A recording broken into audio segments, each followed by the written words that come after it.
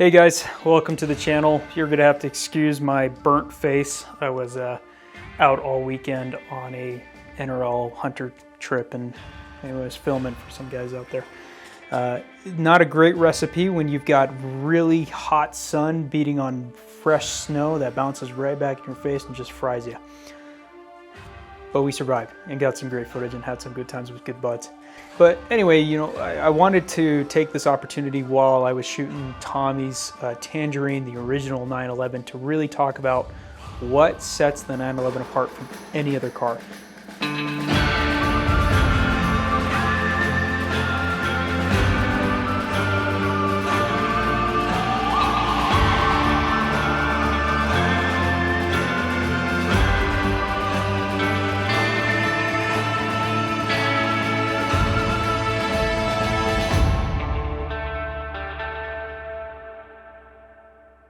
We're specifically talking about the air-cooled generation. So that would be your 993s, your 964s to your G Series and the OG 911.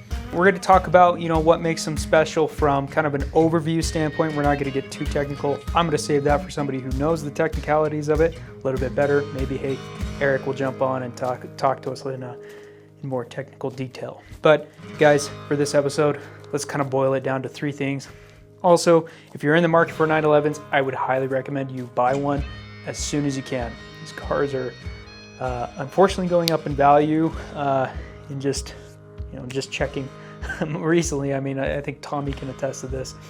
He's had a ton of air-cooled 911s, but you know, maybe this is kind of the video that makes you jump on one, which I highly recommend, because even with the uncertainty of the market, they're still not making these cars, and I promise you, you're gonna want one because they're unlike any other.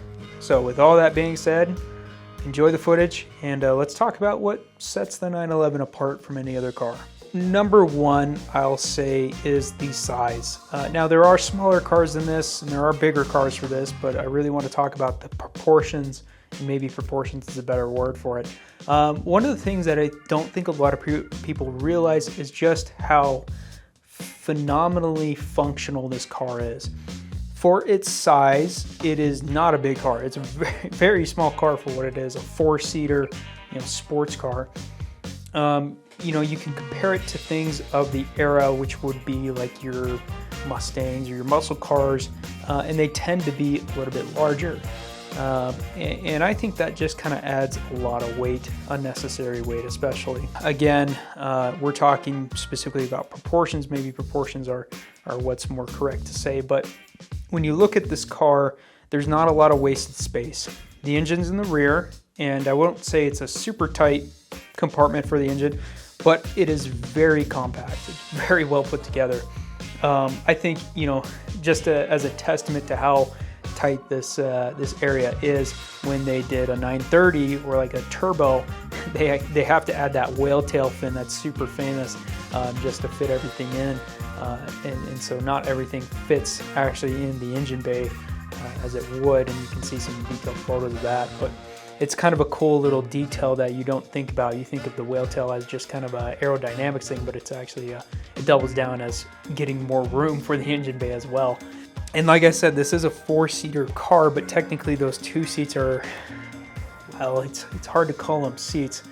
You know, most people, I think, who are modding these cars out just get rid of them and put a cage back there, which is what I might end up doing to my 930 clone. You know, it is functional, at least to a degree, where if you wanted to pop in four buddies, maybe two normal sized guys and maybe a couple kids or something, you could have a good time in this car for sure. Now, you know, moving to the front, the bonnet, the frunk, whatever you want to call it, it's usable space, but it's not a ton. And I think one of the things that surprises me about this car is just how much, you know, when you're talking about square footage of frunk space you got, there's a lot, but it's not deep. It's very shallow, comparatively, you know, you want to say to a traditional trunk maybe of the time. Now, that's not a bad thing. Again, the purpose of this car is to have fun and be a sports car, so I think it fulfills that purpose perfectly. Another thing that makes the 911 so unique of its time is the engine placement.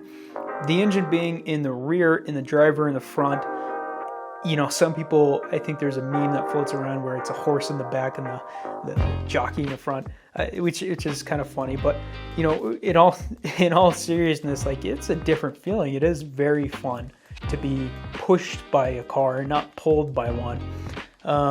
The engine being in the rear gives you a sense of orchestra, a sense of sound and this dynamic, vibrant, rich sensation just from an audio point that really feels connected and tuned with the car. I'd equate it to kind of like a movie having surround sound. It almost feels better being behind you and around you than just from directly in front of you, and that makes a difference. You don't think it would, but it makes a big difference. The sensations are just unique, I'll say, from an audio standpoint. Now, moving on from a physical standpoint, again, the engine being in the rear, when you put on the gas and at certain RPMs, you're getting this boaty sensation where the front end, because it's got barely any weight in the front, is coming up, and not in an aggressive way, but more of, you feel alive. You feel, speed is much more of a sweeter taste in this car than it is in anything else.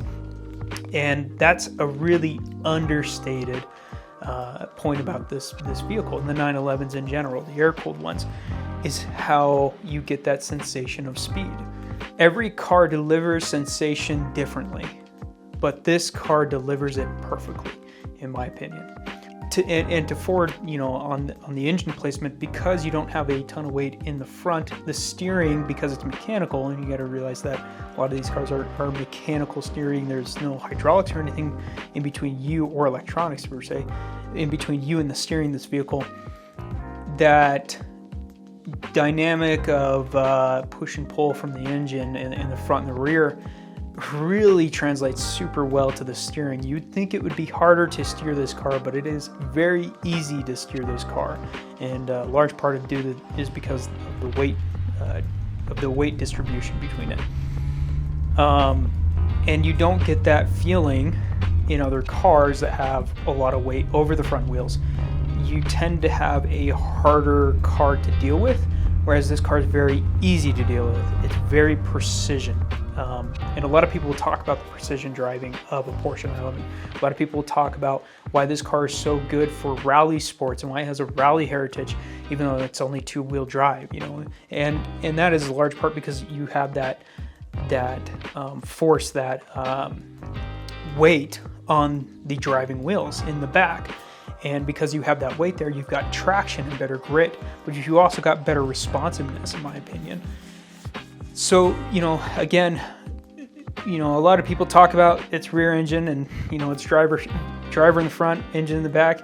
It's a very real thing. And these cars, in a mechanical way, translate that so well. Whereas, electronics may delude the sensations. And that's why these cars are so special and should be, in my opinion, sought after more. Because there's nothing really like it. So, I'm lucky enough to have one.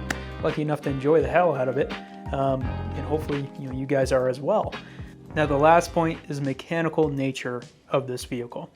There are no electronics that interrupt your input with the car, and I'm specifically talking about 964s, G series, and the originals.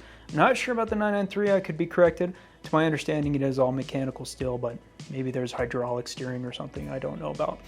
But when we're talking about these generations, these first three, I think specifically, there is this sense of connection that you have to this vehicle that you just do not get with any other vehicle.